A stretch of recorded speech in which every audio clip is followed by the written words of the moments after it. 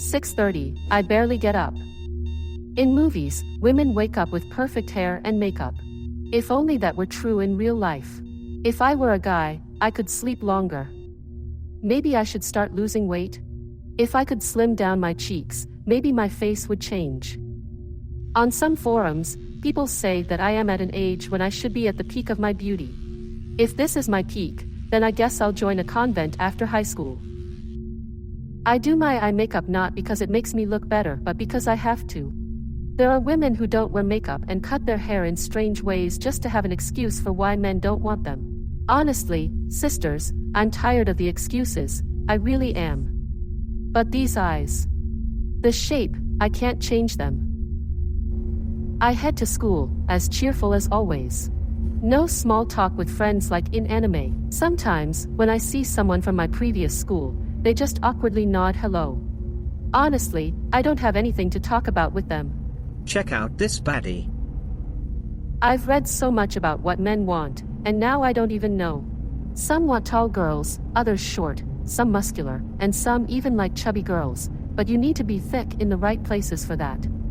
I wish I were at least someone's fetish. I heard men can forgive a woman's face if she has something to sit on. I wonder how much a BBL costs. They could take fat from my stomach. They can take all of it for all I care. Maybe then someone would notice me. At school, it's the same as always. I heard men are supposedly less masculine now, and women are more feminine. Something about hormones or something. Where are my hormones? Wow, Julian, how much do you lift? As much as I can. Sometimes, the trainer has to stand on the bar because there aren't enough weights. Wow, can I touch? Sure thing. I wonder what it's like to be approached by a guy.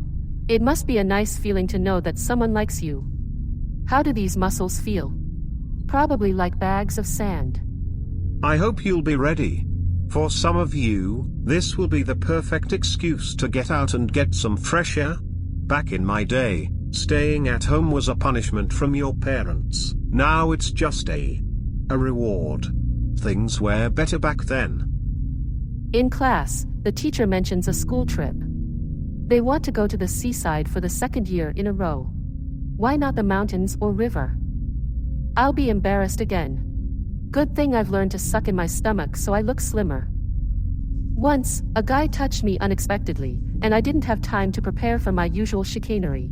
Come on, we don't have time. He felt it. I thought about it right after blushing. I'm going insane. Every time I see someone I like, I start imagining what our relationship would look like. You need to add some imperfections to them to spice things up.